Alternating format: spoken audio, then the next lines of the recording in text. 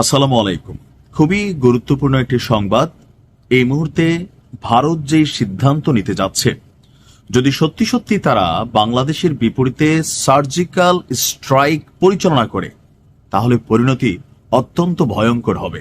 এমনকি এটা একটা বড় ধরনের যুদ্ধের পূর্বাভাস হিসাবেই আমরা দেখছি।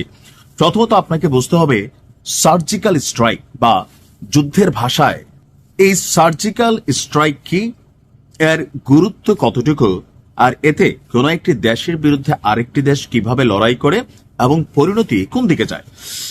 সার্জিক্যাল স্ট্রাইক হলো এক ধরনের সুনির্দিষ্ট সামরিক অভিযান, অর্থাৎ যেখানে শত্রুপক্ষের একটি নির্দিষ্ট লক্ষ্যবস্তুকে কেন্দ্র করে, যেমন হতে পারে এটা জঙ্গি ঘাঁটি, অস্ত্রাগার, অথবা রাশিয়া ইউক্রেন যুদ্ধে আপনি দেখেন তাদের যেই বিদ্যুৎ ক্যাপাবিলিটি, গ্যাস চেম্বারগুলো অথবা গ্যাসের যে ক্ষেত্রগুলো, এরকম ভাবে নির্দিষ্ট একটা লক্ষ্যবস্তুকে টার্গেট করে আপনার হামলা চালানো হয়, আর যার মূল উদ্দেশ্য থাকে ন্যূনতম বেসামরিক ক্ষয়ক্ষতি, অর্থাৎ বেসামরিক জনগণের যেন ক্ষয়ক্ষতি না হয়, আর হলেও সেটা যেন একদম ন্যূনতম পর্যায়ে থাকে, বা কোলাট্রাল ড্যামেজ।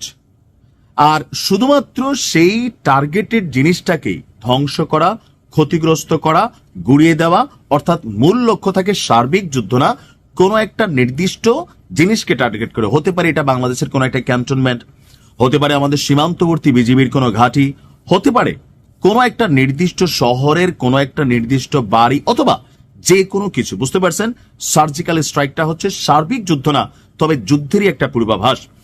এটি একটি সীমিত আকারের অত্যন্ত নির্ভুল এবং কৌশলগত হামলা, যা কোনো বড় আকারের যুদ্ধের দিকে না গিয়ে নির্দিষ্ট শত্রুর ক্ষতি সাধনের জন্য পরিচালিত হয়। যেমনটি ভারত এবং পাকিস্তানের মধ্যে নিয়ন্ত্রণ রেখায় ভারতীয় সেনাবাহিনী অতীতে এই ধরনের সার্জিক্যাল স্ট্রাইক পরিচালনা করেছে। আবার আপনি ধরেন ইসরায়েল মাঝে মাঝে এই ধরনের অভিযান চালায় ইরান সহ পৃথিবীর বিভিন্ন জায়গায় একটা নির্দিষ্ট জায়গাকে টার্গেট করে। এখন হঠাৎ করে কেন বাংলাদেশে এই সার্জিক্যাল স্ট্রাইকের আলোচনা আসছে?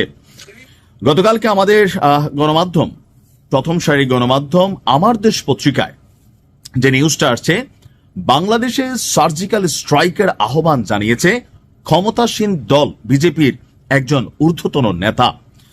বিজেপির নেতা শুভেন্দু অধিকারীর সাথে বনগাঁ উত্তরের বিজেপির বিধায়ক অশোক কীর্তনিয়া, তারা এই আহ্বান জানিয়েছেন মোদী সরকারকে।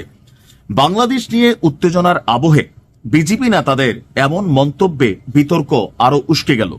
সীমান্তে উত্তেজনা এবং সাম্প্রতিক একটি হত্যাকাণ্ডের প্রতিবাদ জানাতে ভারতের হিন্দুত্ববাদী দলটির নেতারা তারা যেই বক্তব্য দিচ্ছেন, আসলে এটা ভারত এবং বাংলাদেশের মধ্যে যুদ্ধ বাঁধিয়ে দেওয়া ছাড়া আর কোনো কিছুই ফলাফল বয়ে আনবে না।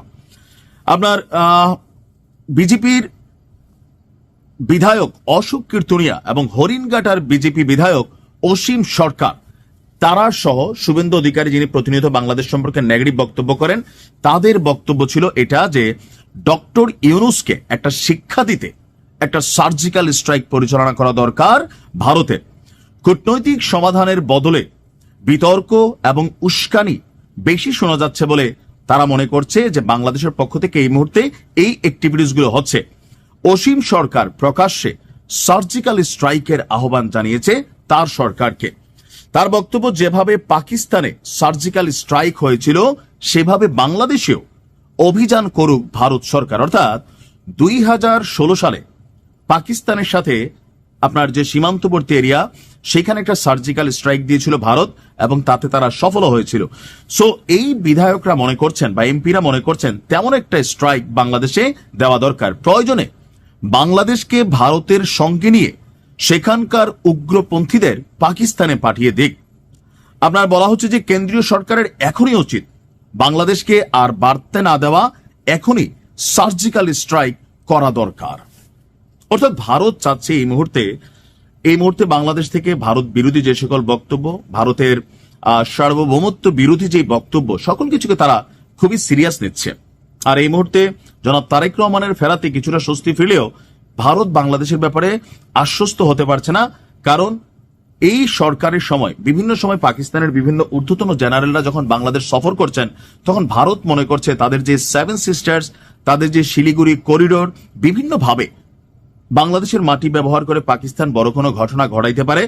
আর ওই রকম ঘটনা ঘটানোর আগেই উচিত ভারতের একটা সার্জিক্যাল স্ট্রাইক করা, যেন বাংলাদেশের শিক্ষা হয়। এখন ভারত চাইলেই কি এটা করতে পারে? পারে। সার্জিক্যাল স্ট্রাইক দিলে আমাদের কিচ্ছু করার থাকবে না। এই মুহূর্তে আমাদের সাথে অন্য কোনো দেশের প্রতিরক্ষা চুক্তি নাই যে ওই দেশ আমাদের পক্ষে এসে লড়াই করবে। সো সবকিছু মিলিয়ে আমার মনে হয় না ভারত এই ধরনের পদক্ষেপ নিবে। তবে আমি জানি না যে নির্বাচনের আগে আসলে কোন রকম অশুভ ঘটনা ঘটে